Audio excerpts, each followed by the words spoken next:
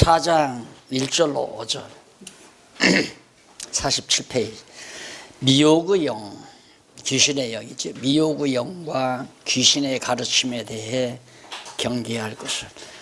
교회는 아주 중요한 게 뭐냐면 개인의 성도에게나 교회 집단에게 이 거짓 교육, 거짓 진리를 유포하는 것이 교회를 완전히 망가뜨리는, 이제 또 내가 지웠습니다만은 교회란 진리의 기둥과 터, 하나님의 말씀으로 터를 닫고 하나님의 말씀으로 기둥을 삼아야 하는데, 요즘에는 아마 기둥감 그러죠. 장로감을 기둥감, 교회 기둥감, 망가질 가능성이 충분히 있는 그런 얘기죠. 장로가 어떻게 기둥감입니까? 장로가 기둥이 아니라 진리가 기둥이어야 되거든요. 이게 결국 진리를 세우는 일이 교회를 세우는 일이다. 진리를 세우는 것이 교회를 세워가는 일이다. 이렇게 생각하시면 됩니다. 그러나 성령이 밝히 말씀하시기를 후일에 어떤 사람들이 믿음에서 떠나 미혹해 하는 영과 귀신의 가르침을 좇으리라 하셨으니, 바울에게 성령께서 앞으로 이제 귀신의 영과 미혹의 영이 이제 가르치는 게 되는데, 그것을 많은 사람들이 쫓게 된다 이 말이죠. 하셨으니 자기 양심이 화인 맞아서 외식함으로 거짓말하는 자들이라. 진리도 아닌 것을 진리인 양 거짓을 유포하는 자, 그게 다 거짓 영에 사로잡혀서 그러는 거거든요. 그래서 한번 여러분 이제 실제로 뭐 텔레비 방송, 기독교 방송이라든가 TBT CTX 방송에 나오는 설교들 많이 나오죠, 목사님들. 아마 별로 귀에 안 들어올걸요. 전부가 다 그런 식이죠. 그래도 양심에 가책이 없어요. 전혀 뭐 당연한 걸로 그냥 생각하고, 내가 이거 성경이 아닌 얘기를 내가 했구나 이런 가책도 없이 아주 그냥 당당하게 해대는 거 보면 참 담력이 큰 분들이다. 때로는 가끔 그런 얘기하지만 자기도 못하는 일을 성도들에게 막 갖다가 뒤집어 씌우는 그런 말들이 너무 많잖아요. 감당도 못할 일을, 말들을 막 하게 되고. 그래서 결국 화인 맞아서 그렇다. 양심이 화인을 맞았기 때문에 진리가 아닌 말을 하고도 전혀 부끄러움도 없고 자책도 없는. 그래서 외식함으로 거짓말하는 자들이라. 혼인을 금하고, 거기에서 대표적인 게 혼인을 금하고 식물을 폐하라 할 터이나, 식물은 하나님이 지으신 바니 믿는 자들과 진리를 아는 자들이 감사함으로 받을 것이니라. 결국 금욕주의자들이죠. 이제 대표적인 게 이제 장가도 가지 말라, 독신생활 주장하고. 그러니까 그런 것들이 일반 대중에게는 아주 신성하게 느끼는 거죠. 야, 저분은 신과의 관계에서 그 좋은 장가도 가지 아니하고 시집도 가지 아니하고, 그래서 수녀원도 만들고, 그렇게 해서 이제 저렇게 온 세계를 갖다가 농락하는 그런 행위들을 하는데, 실제 우리 개신교 안에서도 그런 뭐는 먹어라, 먹지 말라, 뭐 이런 것들을 내세워 가지고 하는데, 이제는 우리가 그런 외식에 사로잡힐 때가 아니에요. 그냥 감사함으로 오면 무엇이나 다, 개고기도 마찬가지고 말고기도 마찬가지고, 먹는 것에 대해서 이건 먹어라, 먹지 말라, 그런 외식적인 의식이 전혀 이제 사실은 이제 존재하지 않는 거죠. 어떻게 해야 한다, 이래야 된다, 저래야 된다, 그게 이제 하나의 의식적으로, 형식적으로 그런 것은 없는 것이다. 근데 앞으로 그런 자들이 나온다는데, 대표적으로 지금 구교가 그런 태도 아니에요. 그러면서 하나님의 지으신 모든 것이 선함에 감사함으로 받으면 버릴 것이 없나니 하나님의 말씀과 기도로 거룩하여짐이니라. 한번 이제 처음 개척을 해서 얼마 안 됐는데 젊은이들이 한번 찾아왔어요. 젊은이 대표가 나한테 와서. 그래서 목사님, 왜? 그러니까 우리 이번에 저 MT 가는데 가서 좀 막걸리 좀 먹으면 안 돼요? 술 좀 먹으면 안 되냐고 물어요. 그래서 이리 와. 가서 술 사놓고 하나님 아버지 감사합니다. 기도하고 먹을 자신 있으면 기도하고 먹으라. 성경에 기도하고 먹으면 된다더라. 그렇게 얼굴이 빨개져요. 예. 먹을 것이 그렇게 많은데 하필이면 그 썩은 물을 먹어야 될 이유가 뭡니까? 안 그래요? 예. 4장 6절로 11절 보면 선한 일꾼으로 경건에 이르는 연습 및 가르침을 당부하는 겁니다. 선한 교회 체제에 있어서 선한 일꾼의 임무를 그 지침을 가리키는 거예요. 지침. 어떻게 선한 일꾼, 내가 이것으로 형제를 깨우치면 네가 디모데들 하는 얘기예요. 네가 형제들을 지금 바울이 한 얘기로 깨우치면 경건에 이르는 연습. 그런데 그리스도 예수의 선한 일꾼이 되어 믿음의 말씀과 네가 줬는 선한 교훈으로 양육을 받으리라. 네 말로 하지 말고 내가 너한테 기록으로 보낸 말씀으로 잘 가르치면 다 하나님의 종으로서 잘 양육받는다. 그 얘기예요. 그러니까 우리도 지금도 마찬가지예요. 성경만 가르치면 좋은 일꾼들이 다 나오게 돼 있어요. 좋은 일꾼들이. 그런데 너무 이제 그 정시체제로 만들어 놓고 하나의 직장처럼 만들어서 서울대 가면 뭐 국가에서 많이 채용한다. 이것 때문에 서울대가 유명해지는 거 아니에요. 어느 신학교 가면 다 보장한다. 교회에. 이래 놓으니까 막 배 터지다가 요즘에는 지금 점점 학생들이 다 줄어들어가고 그런다고 하잖아요. 이게 이제 문제가 되는 거예요. 그냥 자연스럽게 성경을 잘 가는 거예요. 좀 목사님들 배워보지만 이렇게 배우니까 교회 정치학 따로 배울 것도 없고 행정학 따로 배울 것도 없고 목회학 따로 배울 것도 없고 얼마나 좋아요. 종합적으로 다 나가잖아요. 전부 다 성경 안에 다 있잖아요. 이렇게 신학교를 했어야 돼요.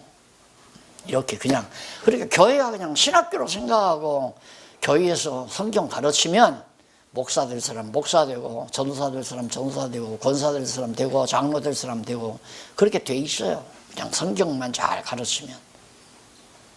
누가 장로일 하란다고 하잖아요. 성령 감동으로 하고 싶으면 자기가 교회학교 가가지고 어린이 교회학교 가가지고 장로일 하는 거죠. 그냥 교사들 후원해주고 교사들 돌봐주고 때가 되면 그냥 다 교사들 데리고 가서 밥도 사 먹이고 격려해주고 피곤한 교사 선생님들에게 다시 힘을 북돋우는 좋은 이제 격려의 얘기도 해주고 그게 장로지 뭐예요. 그런 사람이 또 교회학교 교장이 부장이 되지는 거고 교회학교 부장이면 장로 아니에요? 이렇게 해서 자연스럽게 하는 사람이 장로를 하게 만들어야 하는데 장로를 명예와 감투로 알고 있는 사람에게 장로 시켜놓으니까 이제 문제는 심각해지는 거죠. 그래서 사도 바울이 내가 너한테 전한 것만 잘 가르치면 다 양육받는다. 망령되고 허탄한 신화를 버리고 오직 경건에 이르기를 연습하라. 망령되고 허탄한 신화, 철학자들 이름 대면서 유명한 학자들의 이름 대면서 누가 셰익스피어가 뭐라고 했다느니 무슨 파스칼이 뭐라고 했다느니 이따 소리 하면 강남에서 그렇게 해가지고 히트친 목사 있잖아요. 아주 쌈박하게 15분 내지 20분 동안 싹 하니까 강남 사람들이 이야 진짜 멋있다 해가지고 몇 모여들었잖아요. 그걸로 교회 되는 거 아니에요? 안 돼요. 그냥 성경, 오직 성경.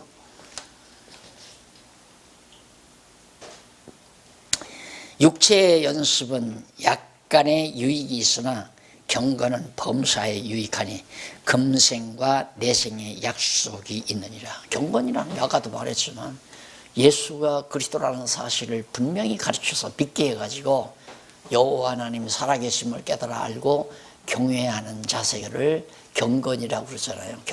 경건한 삶. 그래서 여호와 경외하는 경건한 사람들이 모여서 찬송하고 기도하고 말씀 상고하면 그걸 경건회라고 한다고 그랬죠. 경건한 사람들이 모였다 해서 경건회 아닙니까?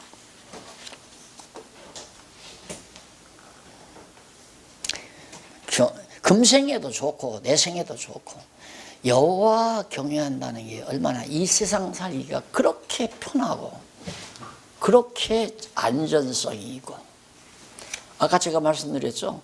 여호와가 나와 함께하면 인간 100명 1000명이 나와 함께하는 것보다 낫다. 인간 1000명 10,000명 거느리려면 정말 엄청 다 썩잖아. 그러나 하나님이 나와 함께 한다는 게 믿어버리면 항상 마음 든든하고 마음에 평화가 있고 기쁨이 있고 만족함이 있고 감사가 넘치고 정말 찬양이 있고 이러한 아름다운 삶을 살 수 있는 경건생활, 이것처럼 좋은 건 없어요. 이 세상에서도 좋고 하나님 나라에 가서도 물론 뭐 경건은 두말할 것도 없는 거고. 4장 12절로 16절 본이 되어 진보를 보이며 가르침을 계속할 것을 당부합니다. 이게 이제 지도자의 지침이에요. 지도자는 본을 보이라는 말은 외식으로 연극 배우가 아니면 영화 배우가 거짓말로 판사 노릇도 하고 거짓말로 정말 착한 남편 노릇도 하고 그게 아니고 진짜로 자기가 이제 여호와 하나님 경외하는 경건의 자세로서 생활의 본을 보여주는 것이 곧 가르침이다. 목사님 보니까 그렇게 안 하시던데, 이게 매우 중요한 거죠. 목사님 보니까 그렇게 안 하셔.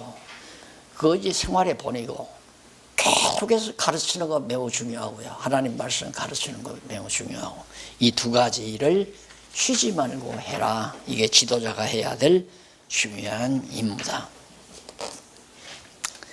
그 다음에 두 번째로는 지도할 방법입니다. 어떻게 지도할 건가 5장에 나오죠. 64페이지 5장 1절로 8절에 보면 다양한 성도에 대한 태도와 지도할 방법에 대해서 말을 합니다. 교회는 다양한 사람들이 있잖아요. 할아버지도 있고 할머니도 있고 젊은 여자도 있고 젊은 남자도 있고 아주 유식한 사람도 있고 무식한 사람도 있고 돈 많은 사람도 있고 돈 없는 사람도 있고 힘 있는 사람도 있고 힘 없는 사람도 있고 별의별 사람이 많다 이 말이에요.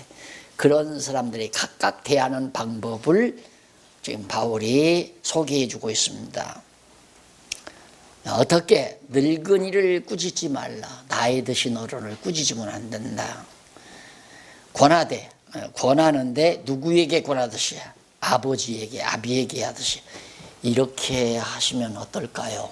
예를 들면 아유 그거보다는 이게 낫지 않을까요? 이게 이제 어른들에게 하는 자세죠. 안 그래요? 그런데 그렇게 하면 안 됩니다. 이래 놓으면 이제 지도자로서 그렇게 디모데가 어리니까 너는 나이 많은 할아버지에게는 늙은이에게는 아버지에게 하듯 해라. 나이 많은 여자에게는 어머니에게 하듯 하고 젊은 여자에게는 일절 깨끗함으로 자매에게 하듯 하고 형제에게 하듯 하고 이것이 바로 가정에서의 예를 들어서 하는 얘기입니다. 가정과의 똑같은.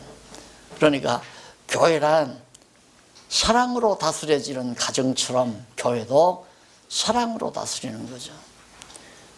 근데 선배 하나가 목회한다고 나 학창시절에 교육전사로 와서 나를 하라고 들어요. 가니까 그 아버지가 그러니까 그 목사 아버지가 돈이 좀 있으니까 남창동에다가 남산 밑에 남창동에다가 일산집 꽤 크더라고요. 일산집을 하나 사가지고 옥상에다가 딱 소위 이제 그 공간을 만들었어요. 소위 예배실을 만들었다는 얘기입니다. 예, 거기서 목회하는데 교인도 그렇게 많잖아요. 100명도 채 안 되는데 그 며느리가, 그러니까 아버지는 장로가 됐을 거 아니에요. 아버지는 장로고 아들은 목사고. 그러니까 아버지가 아들한테 약간 이제 반말을 좀 했던가 봐요. 그러니까 며느리가 시아버지한테 아버님 드릴 말씀이 있어요. 그랬더니 뭐냐 그러니까 아버님 목사님한테 아무래도 존대글을 쓰셔야 될 것 같아요. 목사는 하나님의 종인데. 진짜 하더라니까. 그러니까 아버지가 아들한테 꼬박꼬박 존대하면서 그런 불상식한 사람들이 어디 있어요. 말도 아니죠. 며느리가 아주 셌어요. 대가. 그런 걸 보면 교회가 무엇인지를 모르고 그 당시도 그냥 주의종 하면 완전히 그냥 무슨 뭐 불당의 부처님처럼 그렇게 착각을 하고, 아버지는 아버지죠. 시아버지는 시아버지. 지가 시아버지한테 벌벌 떨어야지. 어디 며느리가 돼가지고 자기 남편 목사니까 당 장로니까 계급 낮으니까 존대해라 이거야. 참. 공연히 제가 또 분통 터뜨려. 하도 본 게 많아서 뭔 얘기 하려면 열부터 나와요. 어떻게 그런 사람들이 교회를 한다고 시작해가지고. 그리고 이제 거기 보면 참 과부, 진짜 과부는 60이 넘어야 과부 명단에 오르라고. 왜 그러냐면 그때는 생활이 어렵기 때문에 과부는 무조건 교회에서 책임지게 돼, 생활비 대게 돼 있잖아요. 구제의 대상으로. 그러니까 일단 과부 명단에 오르면 구제를 해야 되니까 60이 안 된 사람은 시집 가고 싶으니까 안 된다 이거예요. 그러니까 60이 넘으면 과부 명단에 올려놓고 꼭 그분은 교회가 정말 구제해서 생활의 궁핍함이 없도록 해라. 그런데 쓰라고 연보를 하는 거 아니겠어요? 그게 구제 연보죠. 쉽게 말하면. 그 다음에 이제 그 안에 만일 어떤 과부에게 자녀나 손자들이 있거든 저희로 먼저 자기 집에서 효를 하게 하라. 자녀들이 있고 뭐 손자들도 있고 하면 교회가 부담은 필요가 없다 이 말이에요. 구제라고 하는 것은 잘 알아서 해야죠. 잘 알아서. 아무도 돌볼 사람이 없는 사람이 구제 대상입니다. 아무도 돌볼 사람. 아들이 직장 생활하면서 버젓이 있고 딸도 있고 그런데 교회 구제 대상이 되면 안 되죠. 그러니까 우리나라도 그래요. 우리나라도 노인들 대접한다 해서 뭐 그때 누구 때야 우리 대통령 때 그 노인들 뭐 한 달에 뭐 몇십만 원씩 주고 하잖아. 완전히 아들이 뭐 그냥 진짜 돈 잘 벌고 사업하는 아들이 있는데도 그거 다 이렇게 동사무소 가서 이렇게 해가지고 다 받으면 세금이 얼마나 새 나가는데요. 늙기만 늙고 나준다 이거예요. 그 전철 같은 거 버스표 그런 것도 있잖아요. 대상 안 돼요. 성경대로는 대상이 안 돼요. 자식들이 부모를 공경해야죠. 그게 자식을 위해서도 귀한 거예요. 자식이 땀 흘려서 돈 벌어가지고 아버지를 위해서 갖다가 정말 용돈을 드린다거나 생활비를 드릴 때 아들의 마음속에 효심이 자라나는 거예요. 행복한 거죠. 그럴수록. 그래서 자녀들이 주는 것은 사양을 하면 안 됩니다. 고맙다. 얼마나 수고가 많냐. 잘 쓰겠다. 그래 고맙다. 이런 가정관계처럼 교회도 그래야 되는데 굳이 하다 보면 그것 때문에 또 교회 쌈박질을 해요. 왜 누구는 해주는데 누구는 안 해주느냐. 그래서 그 다음에 이제 거기 5절에 보면 참 과부로서 외로운 자는 하나님께 소망을 두어 주야로 항상 간구와 기도를 하거니와 일락을 좋아하는 자는 살았으나 실상은 죽어 있느니라. 혼자 살면서 늘 기도하고 말씀 상고하고 간구하면서 이렇게 경건한 삶을 사는 자는 영원의 평안을 누리고 살지요. 그런데 벌써 혼자 살면서 벌써 어디 좋은 놀이터나 찾아다니고 쾌락을 즐기려 하면 벌써 영혼은 병든 거예요. 이게 꼭 반비례해요. 육체의 쾌락을 추구하면 영혼은 병들어간다. 영혼이 성숙해 가면 육체의 쾌락이 재미가 없잖아요. 육체의 쾌락은 재미가 없어져 버려요. 그래서 지금 현대 문화가 이제는 먹을 만큼 사니까 어떻게 하면 인간이 즐겁게 살 수 있을까? 오직 집념이 그거 하나예요.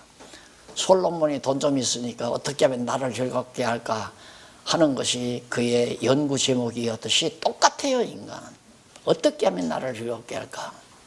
그건 완전히 신앙과는 정반대의 길입니다. 그 다음 넘어가서 5장 9절로 16절에 보면 참 과부의 자격과 젊은 과부에 대한 지도 방법이 거기 나와요. 자세하게 목표 방법 다 나오잖아요. 제일 어려운 게 그런 부분이거든요. 그런데 내 아는 어떤 분처럼 나는 압구정동이나 그런 데다가 아주 깔끔하게 장소해 놓고 한 달에 언젠가 말씀드렸죠. 한 달에 돈 1,000만 원 정도 11조 낼 사람만 10가정만 모집하겠다는 거예요. 그럼 자기가 쓸 돈이 1억 가까이 되니까 그 가지면 그분들하고 같이 그냥 간단히 찬송 부르고 기도하고 같이 골프 치러 가고 같이 가서 즐기고 이러고 살면서 목회하겠다. 완전히 지금 돌아가가지고 부인이 형편없이 돼버렸어요. 아주 유명한 분의 양아들입니다. 강남에 여의도 유명한 분의 양아들. 그게 목회가 아니에요. 목회는 어려운 영혼들, 어린 영혼, 병든 영혼 이런 영혼들을 추스려서 치료하고 성숙시켜가는 것이 바로 목회죠. 자라나는 것. 그러다 보면 정말 목회자의 해산의 수고 이게 안 따를 수가 없는 거 아닙니까? 그리고 젊은 과부 시집갈 염려가 있으니까 조심하라는 것이 다 아시는 일이니까. 거기 또 13절에 보면 또 저희가 게으름을 익혀 집집에 돌아다니고 게으를 뿐 아니라 망령된 편론을 하며 일을 만들며 마땅히 하지 아니할 말을 하라니. 그러므로 젊은이는 시집 가서 아이를 낳고 집을 다스리고 대적에게 회방할 기회를 조금도 주지 말기를 원하노라. 예, 일 없는 여자들이 교회 방쳐요. 일 없는 여자들이 진짜 참 말을 만들어내고 누가 알아라. 여자는 하루에 몇 마디를 말을 해야 되고 남자는 얼마를 말을 해야 되는데 안 하면 병된대요. 그래서 수다를 떨어야 된답니다. 왜 수다 떨려면 공연히 목사 사모가 어쩌고 저쩌고, 목사 요즘 헤어스타일이 어떻고 저쩌고, 목사 입은 양복이 구닥다리, 별놈의 소리를 다 하잖아요. 하나 씨알머리 없는 얘기들. 그리고 깔깔대고 웃고 그냥 그러면서 시간 낭비하고. 그런 사람들이 교회를 다 망친단 말입니다. 조심해라 하는 얘기죠. 자, 그 다음 이제 교회 지도자 임무를 알려줍니다. 무엇이 지도자 임무인가? 지도자 임무를 알려주는데 첫째 6장 1절로 5절에 보면 상전에 대한 종의 자세와 임무 불이행의 결과를 알려줍니다. 무릇 멍에 아래에 있는 종들은 자기 상전들을 범사에 마땅히 공경할 자로 알지니 이는 하나님의 이름과 교훈으로 회방을 받지 말게 하려 함이니라. 믿는 상전이 있는 자들은 그 상전을 형제라고 경히 여기지 말고 더 잘 섬기게 하라. 되게 사업하시는 장로님들이 교인 중에서 절대 직원을 택하지 않는 이유가 뭐냐면, 장로, 우리 교회 장로라 해서 막 먹으려고 하고 회사 일에 등한히 하고 이런 것 때문에 잘 안 하려고 그러잖아요. 모르는 사람 뽑아가지고 막 일을 시키기 위해서. 그런 걸 얘기하는. 그런 거, 이런 걸 보면 얼마나 세심하게 목회 방법을 바울이 가르쳐 주는가를 알 수 있죠. 그 심리 파악을 해가지고 전부 그렇게 바울이 목회자가 해야 될 임무들을 잘 설명해 주고, 그러면서 누구든지 다른 교훈을 하여 바른 말 곧 우리 주 예수 그리스도의 말씀과 경건에 관한 교훈에 창념치 아니하면 저는 교만하여 아무것도 알지 못하고 변론과 언쟁을 좋아하는 자니 이로써 투기와 분쟁과 회방과 악한 생각이 나며 마음이 부패하여지고 진리를 잃어버려 경건을 이익의 재료로 생각하는 자들의 다툼이 일어나느니라. 그러니까 이제 교회 생활, 경건한 생활이 교회 생활 아니에요. 경건한 생활이 이제 교회 생활인데, 교회 생활을 이익의 재료로. 그래서 저는 처음에 교회 시작하면서 반주자 1절 월급 없어요. 지휘자 1절. 안 하면 안 했지 월급 주고는 안 시켰어요. 나도 월급이 없는데 그냥 다 봉사해라. 왜? 나중에 어느 교회가 커가지고 장로님들이 한 10여 번 된다. 그건 완전히 적수가 돼요. 자, 반주자 뽑습니다. 어느 장로님 아들이 이대 음악과 나왔다, 기악과 나왔다. 이게 우리 딸 시켜야 한다. 저쪽에서는 무슨 소리야? 우리 딸은 서울대 음악과나 기악과 나와서 우리 딸 시켜야 돼. 목사가 누구 편 들어야 돼요? 누군가는 하나 시켜야 할 거 아니에요. 그러면 너는 짝수딸하고 너는 홀수딸 해라, 이렇게 시킬 수도 있고, 또 지휘자, 우리 아들은 완전히 서울 음대 지휘과 나왔다고, 이래가지고 장로들끼리 싸움이 벌어지고, 그 이익의 재료로 삼는 거예요. 이익의 재료. 노예에서도 싸움이 왜 일어나요? 어디 교회 하나가 한 200명 모이는 교회 있어요. 그런데 거기 후임자 뽑는다. 그런데 보니까 패벌이 생겨가지고 누구를 보내자 그것 때문에 노예가 한바탕 싸움 벌어지잖아요. 왜? 이익의 재료. 직장으로 생각. 이익의 재료라는 직장으로 생각한다 이 말이에요. 그래서 이걸 탈피한다는 건 정말 교회가 어느 정도 성장했을 때야 뭐 상관이 없지만은 하여튼 고비를 넘겨야 돼요. 이거 탈피하려면 죽거나 말거나, 죽기 싫으면 그만둬라. 여러분 다 목사님들 경험해 보셨지만 질서 찾아서 연말에 가서 이제 공동 처리를 한다 해서 몇 사람 위원회 뽑아가지고 한 대여섯 사람 예결위원회라고 딱 정해놓으면 아이고 새파란 게 들어와가지고 목사 월급 동결하자, 보너스 없애자, 지금 경제 사정이 지금 다 어렵다 이래가면서 목사는 공장하는 완전히 밥 못 먹었어. 그것 듣고는 밥 먹을 마음이 없지. 야, 내가 벌어다 먹지. 네가 나한테 밥 먹이냐? 전 진짜 그건 못 견디는 거예요. 왜 하나님께서 어쨌든 나는 그런 성격을 줘가지고 그걸 못 보잖아요. 죽기 싫으면 그만둬. 이거죠. 지금도 마찬가지고 언제든. 그게 주는 사람도 정말 하나님의 일을 위해서 합력하는 마음으로 줘야 되고, 받는 사람도 누구에게 도움받는다는 생각하지 말고 하나님의 일을 하도록 하나님께서 이렇게 동역자들의 힘을 같이 모아줬다고 생각하고 하나님 앞에서 받은 거로. 여기 이제 상전도 마찬가지예요. 지난번 도표 그려졌잖아요. 진짜 주인은 여기고 가짜 주인은 여기고 여기는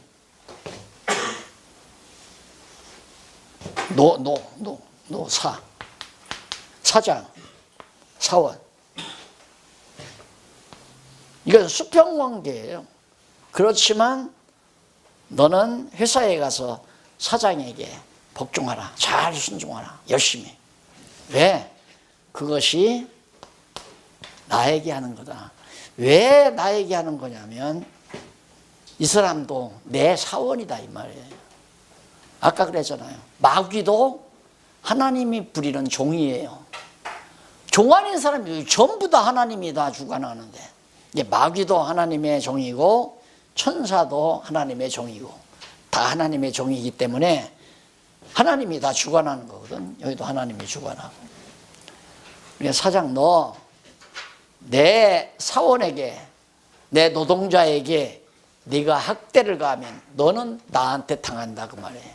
이 원리에 의해서 너는 사장이 너한테 잘을 하든 잘못하든 진급을 시켜주든 안 시켜주든 보너스를 주든 말든 너 할 일 그냥 하라 이거예요. 그런데 일은 예를 들어서 500만 원씩 했는데 월급은 200밖에 안 줬다. 그럼 억울하잖아요. 그 억울한 것이 주님에게 상달된다 이 말이에요. 쉽게 말하면. 그런 경우가 야곱의 경우 아니에요. 또 요셉의 경우도. 야곱이 죽도록 외삼촌한테 쏘갔잖아요. 20년 동안. 마지막 속여 먹으려고 얼룩무늬 남는 것만 네가 가져라. 그리고는 전부 얼룩무늬 양은 전부 다 멀리 한 3일 길로 다 옮겨다 놓고 그리고는 하얀 양들만 야곱에게 먹여서 여기서 얼룩무늬 남는 것만 네가 가져라. 하나님이 얼마나 야곱이 억울하겠어요. 아내 얻을 때도 한번 쏘갔지요. 라헬을 위해서 7년 살았는데 밤자고 나니까 보니까 라헬이 아니라 레아라 큰딸 제일 못생긴 큰딸이 또 아내로 들어왔으니까 얼마나 열받았겠어요. 이미 쏜 걸 어떻게 해요. 근데 삼촌이 핑계대기를 야 여기 풍습에는 언니 시집 안 가는데 동생 가는 법 없다. 너 그럼 다시 7년 살아라. 그러면 동생 라헬도 줄게. 이 삼촌이 딸 둘을 잘 팔아먹었잖아요. 14년 동안 노임으로 팔아먹은 거예요. 그렇게 억울하게 야곱이 살았는데 하나님께서 억울한 걸 들으시고 마지막 외삼촌의 재산 다 야곱한테 갔잖아요. 목사님들이 성도들을 위해서 애써 땀 흘리고 수고했는데 성도들이 인생에서 안 주면 누가? 저분이. 그거 안 믿어지면 목회하면 안 돼요. 그게 믿어줘야 돼요.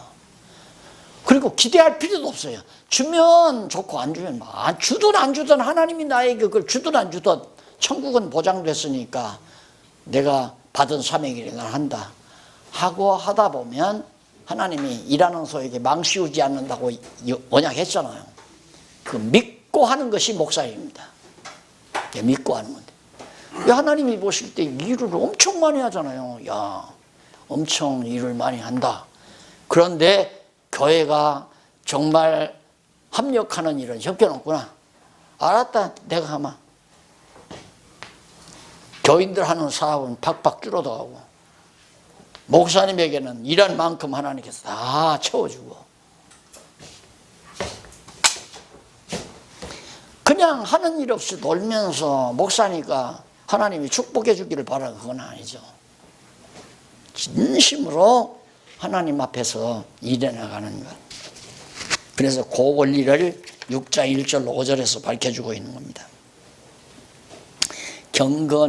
경건을 이익의 재료로 만드는 것. 신앙생활을 어떤 이권으로 잡는 것. 그러니까 과거에는 쌀가게, 엿닭가게, 예배당 옆에다 채우잖아요. 그리고 그 교회 등록하는 거예요. 한 번은 사진관이 밑에 조포에 들어왔는데 사진관 사장님이 딱 날 찾아왔어요. 저 이 교회에 등록을 하고 싶습니다. 그래요. 그때 알죠. 이 양반 사진관 많이 이용해 달라는 얘기로구나. 그게 아니에요. 그것 갖고 교회가 되는 거 아니잖아요. 하나님께서 택한 영혼들을 불러 모아서 너 어디로 가서 하나님 말씀 지도를 받아라. 그 감동이 와야 그로로 찾아가잖아요. 어떻게 날 모르는데 어떻게 찾아요? 성령은 다 아신다니까. 예를 들면 전혀 목사님하고 성도하고 몰라요. 모르는데 목사님이 예를 들어서 KTX 타고 기차 여행을 해요. 어디를 지방을 간단 말입니다. 그런데 바로 옆자리에 앉아있는 분인데 중년 신사가 자꾸 그 마음속에 옆 사람하고 얘기할 마음을 주는 거야. 심심하고 그러니까 목사님한테 아이고 통성명 합시다 하면서 인사를 해요. 그럼 악수를 내고 어디서 사나요? 무슨 일 하요? 이렇게 얘기하다 보면 목사인 줄 알잖아요. 이 중년 신사가 그렇잖아도 언젠가는 내가 신앙을 가져야 되겠는데 이런 생각을 하던 중에 그런 과정을 하나님이 만들어 놓는다 이 말이에요. 그거 안 믿으면 목회할 생각하지 말라니까. 하나님이 만나게 하시고 하나님이 키워가시고 하나님이 교회 조직하시고 하나님이 일하게 만드시고 성령을 통하여. 그런데 그냥 인간적인 욕심으로 성공하려고 뭐 하면 나가고 뭐 하면 나가고 뭐 사진이라도 몇 장 찍어줄 줄 알았는데 아무도 가서 사진 안 찍으니까 뭐로 우리 교회 나오겠어요. 매주 나보다 안 나오더라니까. 내가 속으로 인사하러 와가지고 아이고 거기 가서 사진 찍을 사람이 없을 텐데 왜 다 멀리서 다 오는 분인데 왜 하필이면 거기 가서 사진을 찍겠어요. 몇 달 있어도 한 사람도 안 가니까 나부터도 안 가니까 슬며시 안 나와버리고 말더라니까. 6장 6절로 12절에 보면 경건의 이익과 재물 요구 결과를 얘기해 줍니다. 그러나 자족하는 마음이 있으면 경건이 큰 이익이 되느니라. 정말 여호와 경외하면서 사는 것은 여기 이제 말에 바뀌어진 거에 따지고 보면 여호와 경외하고 살면 자족하는 마음이 생긴다 그 말이에요. 왜? 하나님이 다 구비해 놨으니까. 다윗이 이제 아들 압살롬에게 공부했지만 압살롬에게 쫓겨났다가 다시 들어오잖아요. 그때 다윗이 찬송 중에 어떤 찬송이냐면 나를 위해서 다 만사를 구비해 놓으셨으니 다윗의 일생 동안 되어질 만사를 다 구비했단 말은 예비해 놨다 이 말이에요. 예비해 놔서 지금 아들 압살롬이 죽고 내가 왕궁으로 다시 돌아오게 하셨사오니 앞으로도 어찌 하나님께서 구비하신 일이 이루어지지 아니할 리가 있겠습니까? 이것이 이제 우리의 경건한 자세죠. 염려 근심이 없잖아요. 당연히 욕심으로 일하려고 할 필요도 없고 늘 평강 중에 기쁨으로. 그래서 재물욕으로 하면 안 된다. 그래서 우리가 세상에 아무것도 가지고 온 것이 없음에 또한 아무것도 가지고 가지 못하리니 우리가 먹을 것과 입을 것이 있은즉 족한 줄로 알라. 솔로몬이 하나 참 잠언서에 보면 하나 걱정하는 게 하나 있어요. 그게 뭐냐면 자기가 돈이 많으니까 하고 싶은 대로 정말 큰 이제 정원을 만들었잖아요. 다 해놓고 황금으로 왕궁도 지어놓고 그리고 딱 해보니까 그렇게 되면 행복할 줄 알았는데 이거 뭐야 이거. 내가 이거 가지고 갈 것도 아니고 누가 아무도 손 하나 안 댄 놈이 와서 이거 다 누릴 거 아니야. 솔로몬이 그걸 생각을 하더라고요. 그게 해보고 나서야 그 생각을 하는 거죠. 그래서 정말 저 강동 지역에 큰 교회 동합수회 해놓고는 그거 이제 자기가 은퇴할 무렵 되니까 참 아깝잖아요. 수천억대 재산인데 그냥 무리를 해서 그걸 세습하다가 지금 교회 다 망가져 버리잖아요. 아깝지요. 사람이면 누가 안 아까울 사람이 누가 있어요. 자기 인생 다 거기다 다 묻었는데.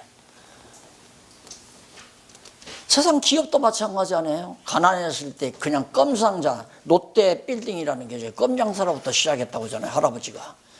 그렇게 해서 이뤄놓고는 했는데 나중에는 아들놈이 저 아버지 고발해가지고 왜 난리 나냐. 6장 13절로 16절 명령을 지키라며 재림을 보여줄 하나님에 대해서 알려줍니다. 예, 결국 언제나 우리의 소망은 그리스도의 재림과 영원한 하나님의 나라, 거기가 목표예요. 우리의 모든 관심이 거기에 집중돼야 되고 방향도 거기를 정해야 되고, 그래서 이것이 이제 항상 우리의 소망이고 이게 목표고 삶의. 6장 17절로 21절, 이게 지도자들이 해야 될 일입니다. 부한자들의 생활지침, 지도자의 임무에 대해서 말해줍니다. 내가 이 세대의 부한자들을 명하여 마음을 높이지 말고 정함이 없는 재물에 소망을 두지 말고 오직 우리에게 모든 것을 후히 주사 누리게 하시는 하나님께 두며 선한 일을 행하고 선한 사업에 부하고 나누지기를 좋아하며 동정하는 자가 되게 하라. 이게 목표예요. 돈 많은 사람에게 뭐 어떻게 해야 되느냐. 선한 일하고 선한 사업에 부하게 하는. 그게 다 격언 생활이죠. 이것도 거룩한 생활, 성도의 생활이고. 하나님께서 돈 많이 주었을 때는, 근데 참 돈 많이 벌면 그렇게 하려고 하는 사람이 그렇게 쉽지 않잖아요. 자기 쾌락 누리려고 하죠. 자기 쾌락. 어떤 장로님이 그래요. 목사님, 저는요 그냥 내가 가지고 있는 모든 것 중에 2%는, 둘은 하나님을 위해서, 셋은 가족을 위해서, 나머지는 다 자기 개인의 영광을 위해서, 개인의 행복을 위해서 쓰려고 그렇게 마음 먹고 산다는 거예요. 그래, 나 속으로, 야, 이 도둑놈아. 그 바꿔도 형차인데, 바꿔도. 몽땅 다 하나님의 영광을 위해서 살 생각 안 하고. 그래, 둘은 하나님한테 이제 좀, 이제, 그것들 뭐라 그래요? 하나님한테 로비한다는 얘기예요. 하나님 잘 봐주시오. 그러면 1억 벌면 그래도 2%면 2천만 원 아니에요. 2천만 원 정도는 하나님. 가족을 위해서는 한 3천만 원 쓰고 나머지 5천만 원은 다 내 개인의 영광을 위해서 하고 싶은 거, 갖고 싶은 거 다 그 돈으로 다 하고 그렇게 살려고 해야 딱 계획을 세웠다. 자, 이렇게 해서 일단 데살로니가 후서까지 대충 정리를 했습니다. 자, 그러면 요 신학 부분은 목사님들 흘평생 설교하면서 보고 또 보고 보고 또 보고 한 부분이기 때문에 그냥 대충 하고 지나갔는데 너무 분명하잖아요. 목회는 어떻게 할 것인지, 또한 무엇을 가리킬 것인지, 그리고 교회 행정은 어떻게 할 것인지, 조직은 어떻게 할 것인지 다 나와요. 세밀하게. 요대로 해나가면 돼요. 헌법책 없어도 되는 게 아니라 헌법책 없애버려야 돼요. 그 헌법책은 다 그 사람이 만들어낸 거란 말입니다. 성경에 근거도 없는 거 다 집어넣어가지고. 다음 시간에는 디모데후서, 이것도 목회학 아니에요? 디모데후서. 교회의 책무, 교회가 해야 될 일이 뭐냐? 책무하고 치리. 교회를 어떻게 치리해가는, 잘못하는 사람이 있는데 이런 사람은 어떻게 치리할 거냐, 이런 거 매우 중요하잖아요. 다음 시간 우리 만나서 하도록 하고, 오늘 강의 여기서 끝나면 되겠습니다. 네. 수고하셨습니다. 기도하십시다. 자비하신 아버지 하나님, 오늘도 사랑하는 동역자들과 함께 만나서 장시간 주의 말씀을 함께 나눴습니다.